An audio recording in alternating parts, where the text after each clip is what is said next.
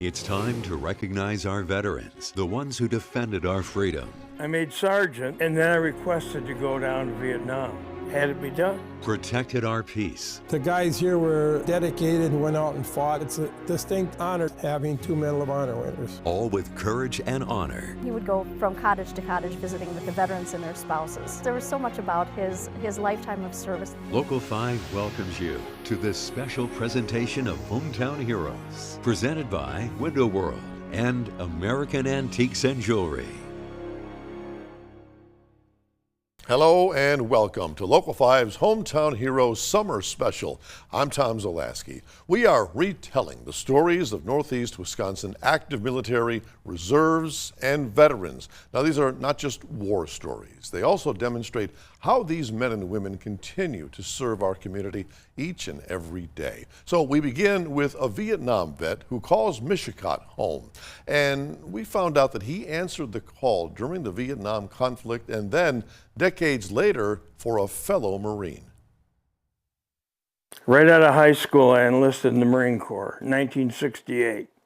Everywhere you turn in the Mishicot home of veteran Ken Voss, there are signs of Marine Corps pride. I made sergeant, and then I requested to go down to Vietnam. And bingo, whoop, that's where I went. It was all right. Got all my limbs. An honor flight with his son Ben as an escort, helping him come to terms with service. In fact, it was Ben's wife who let Local 5 know about how he continued to serve when learning about a medical crisis involving the stepdaughter of a fellow Marine. She was on dialysis and needed a kidney. Yeah, I tested really good. They thought we were related, but we're not. That was 17 years ago. Angela Rotz is now a substitute teacher and a mother in Wausau. I mean, to be honest, I didn't think I'd live this long with it, but according to my lab results and everything, all my labs are doing really good. And the best part is Kenny saved my life, but he also let me have a daughter too. I wasn't supposed to get pregnant before the surgery because my body couldn't handle it. But because my body is doing so good and everything, we went ahead and I got pregnant, and I have a 9-year-old daughter. He is my hero. Had it be done. I figured if she could live with one, I could. An inspiring story from one of our own Vietnam vets. Well, just like Ken Voss, our next hometown hero does it all for others, from fixing a radio to, get this, playing the guitar and the harmonica at the same time. And he does it to honor other veterans. But the summer of 1967 was a turning point for me. That summer, 19-year-old Jerry Wires attended his first 2 military funerals, hearing the sounds of the honor guard. It was then that he decided to leave his father's farm and join the Army. I know the draft is getting hot and heavy, and they're probably going to get me. And so I went and talked to my Army recruiter. And he says, let's send you down to Milwaukee. You can take the test, and we'll see how you do. That test landed Wires in electronics school, where he was trained to be a microwave radio repairman and operator. But once he got to Vietnam, that job description wasn't exactly on par. But they didn't tell us that for every radio, you need a tower to send a signal. And they got me up 30 feet in the air painting a water tower for them. And what they're looking for? They're looking for somebody who's not afraid of heights. Wires' silo climbing skills on the farm had now made him part of the radio tower team, a dangerous job, but one that Wires said he loved. If you think about it, building a radio tower, you're building a landmark for the bad guys to take pot shots at you. So we didn't think about that. We were just doing our job for our country. Wires got out of the Army in 1970 and went on to work as an electrician. He joined the Honor Guard at the Freedom VFW, displays a yearly exhibit honoring veterans at the Freedom Area Historical Society, and for close to 5 decades, Wires has made it his mission to honor veterans in any way he can. One more that you might not expect, through music.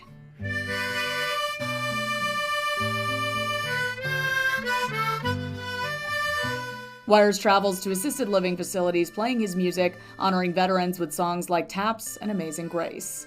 Well, it pays tribute to their service to our country. And I think is most important, and we need to honor that. Until you've been through it, nobody quite understands what it takes and what it feels like to serve your country. But Wires does know what it feels like, and it's led him to where he is today. All those things kind of add up, and you become what you are and what you strive for, and sometimes things work out. This year marks 50 years since the end of the Vietnam War. And in Appleton, a new memorial stands as a permanent tribute to the Wisconsin service members who never made it home. Local 5's Daniel Schuster was there for the unveiling and has more. At a quiet spot on North Richmond Street in Appleton, a wall now stands tall, 17 panels long, honoring the 1,249 Wisconsin veterans who died in the Vietnam War. I came with the plan to do this and took some effort to get all the resources together and to build it. The Wisconsin Vietnam Veterans Wall is unique.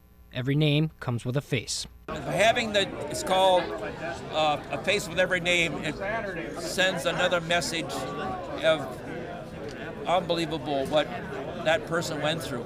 The memorial is free to visit 24/7, lit by motion sensor lights. Voight, a Vietnam veteran himself, says the tribute hits differently than the wall in D.C. We have the wall in Washington, but again, it adds another dimension of interaction that sends a message and also it's a different rapport when they see a face with a name. Vietnam veteran Wayne Martin stood in front of the wall, seeing faces he had never met, but names he had recognized. I never met some of these people being now living in the state of Wisconsin, but I do recognize a lot of the names from neighboring counties. For Martin, a simple thank you goes a long way. Please remember, if you see a veteran in a store or a gas station, you can recognize him because he's got a hat on. And just go shake his hand and say, thank you for serving, and that's going to make that veteran stay. It's more than just a wall. It's a place for remembrance, reflection, and connection. And thanks to this permanent memorial in Appleton, Wisconsin's fallen will never be forgotten. That wall was built with $70,000 in donations and is maintained by the nonprofit Vets and Friends Coffee House. When we come back, we'll meet an 83-year-old Vietnam vet who's served his community for decades, but his biggest honor is yet to come. Welcome back to Local 5's Hometown Heroes Special, a chance for us to share the stories of the veterans who serve our country. Our next hometown hero is an 83-year-old vet from Neenah, and even after decades of service, Robert Lace's biggest honor is yet to come.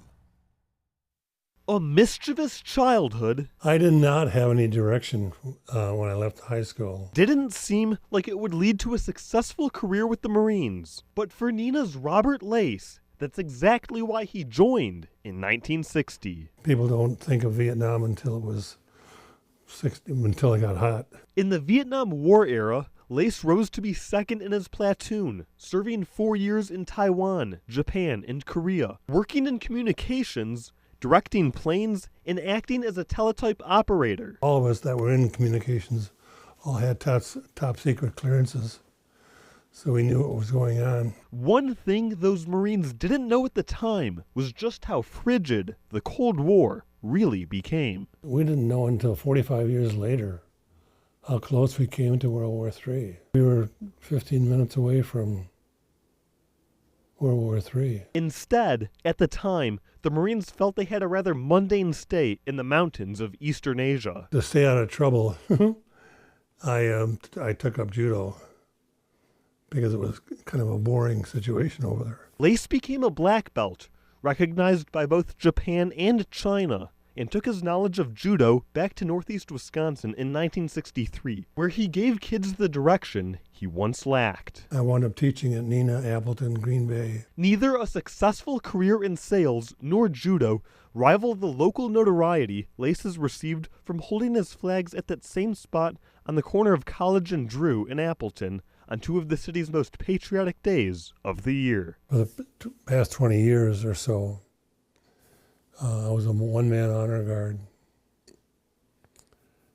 for the Flag Day Parade and for the Appleton Memorial Day Parade. So this year, celebrating the 250th anniversary of the Marines, Lace has been chosen to be the Grand Marshal of the nation's oldest Flag Day Parade in Appleton. I thought, that's an honor. Because then I realized what it meant. What it means is that out of all the veterans in the country the parade organizers could have brought in, they admired Lace's patriotism the most. He'll be swapping his usual street corner for a car, but Lace will be just as recognizable. My grandkids will say, that's my grandpa. And be sure to catch Robert in our Flag Day broadcast on June 14th, along with the rest of those people featured in that parade. When our special continues, we'll remember the sacrifice of 2 Medal of Honor recipients from the Fox Cities, so please stay with us. Welcome back to Local 5's special broadcast of Hometown Heroes, our way of sharing the many sacrifices our military members make and to celebrate their accomplishments back home. The city of Menasha is just one of a few cities in the entire United States that can claim 2 Medal of Honor recipients, and one memorial is making sure their stories are never forgotten. The guys here were dedicated and went out and fought just like anybody else. You never know what's going to happen. Menasha's Isle of Valor is a sacred place to remember those who served, some who never made it back, and 2 in particular who received the Medal of Honor, Kenneth Stumpf and Elmer Burr. It's a distinct honor having 2 Medal of Honor winners. Stumpf was a Vietnam vet who rescued 3 fallen soldiers amidst North Vietnamese gunfire, carrying them one by one to safety. And a lot of people would go up and say, thank you for what you did, you know. And he didn't say, I'm doing this for myself. I'm doing it to try to save this guy, plus my country was all in the back of his mind. I can tell you that because he said that before, you know, many times. World War II veteran Burr smothered a grenade explosion with his body in order to save his company commander on Christmas Eve, 1942. To save another guy, you know, and I don't even think I'm not sure, but I don't think he knew what happened, you know, when it really happened. It's, you know, well, he went in right after school. He said, I'm going in to protect the country, and that's why he went in, you know, and then he did what he did.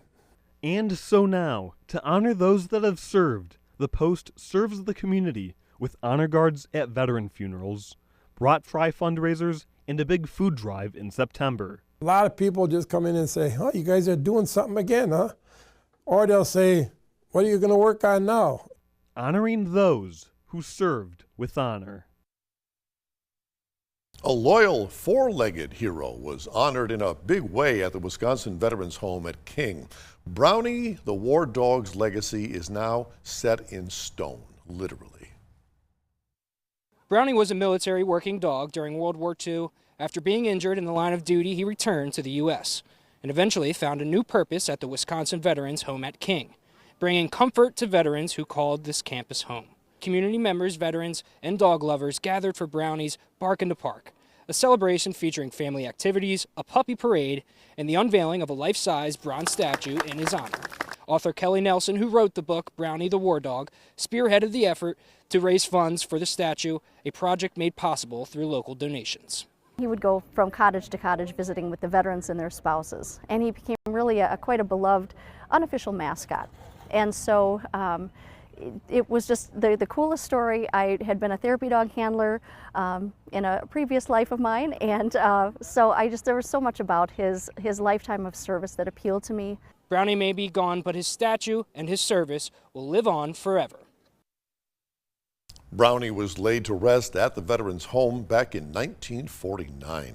Next, we highlight an Appleton woman with a family tradition of serving their country and their community. That story and more still to come. Welcome back to our Hometown Heroes special. We continue to shine a light on local veterans who have served our country and are now serving their community. Our next hometown hero calls Appleton home. Her family tradition of serving one's country extends for generations and around the globe. My dad is a Marine vet. This is my mother's father in Spain. This is my Uncle Danny from when he got his Purple Heart. My grandfather, Bill Borman. With a family tree like that, you might think service would come automatically. But for Alicia Gruby, who was born on Camp Lejeune, it was a far more practical reason, but just as valiant. I didn't want to put any type of financial burden on my mother. It was a single mom raising 2 girls, sometimes working 2-3 jobs. And so one day my sister and I just kind of came home and told my mom that we had both enlisted. Both in the Army, her sister deployed to Desert Storm. Gruby ended up in South Korea twice. Her first tour dealt with classified communications. The second tour was completely different, with her Dream Aviation Brigade. This is my favorite one because I had always wanted to be a part of 1st Cav in Fort Hood and my last tour. You saw where the North Korean flag was and where the South Korean flag was, and it was like an eye-opener, like, I am right there, right on the border. And with all the tensions with the North and the South, it was like, and we're training right here at the border. I mean, we're firing our weapons all the time, and it's like, it was scary. It was neat. It was an eye-opener that we were like right there. Gruby left the military after 6.5 years active duty and a couple more in the Guard.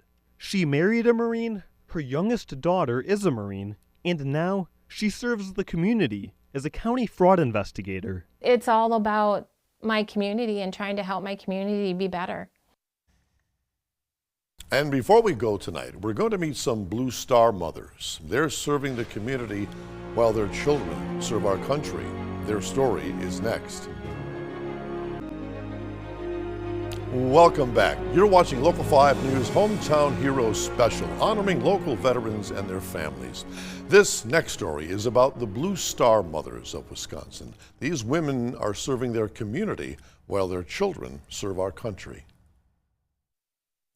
Wisconsin Blue Star moms are military moms, so our children are either active duty or honorably discharged veterans. We don't get to see our kids on Easter break. They're not in college, they're gone, and so we don't get those spring breaks, the Easter breaks. So we get each other, and it helps us get through those hard times.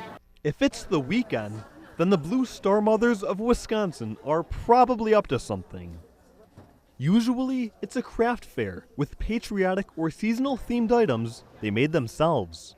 We get together at our homes, and it's fun because we get to share our experiences and support each other as our children are serving. We're a small but mighty group, and it's hard to raise money nowadays. So we found getting together, making crafts is a way we can support each other, raise some funds, and then take those funds out into the community for our missions.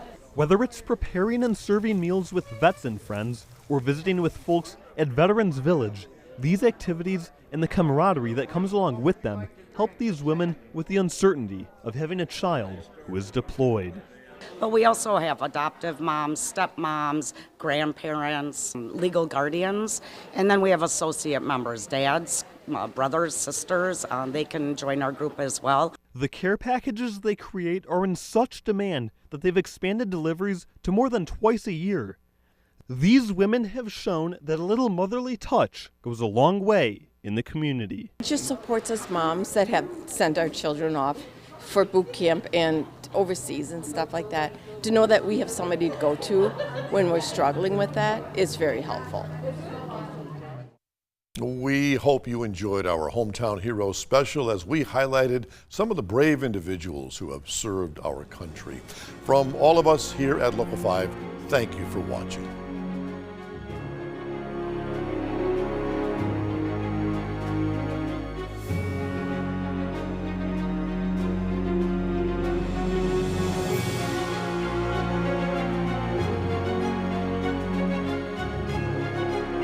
Local 5 was proud to bring you this special presentation of Hometown Heroes, presented by Window World and American Antiques and Jewelry. Thank you for watching.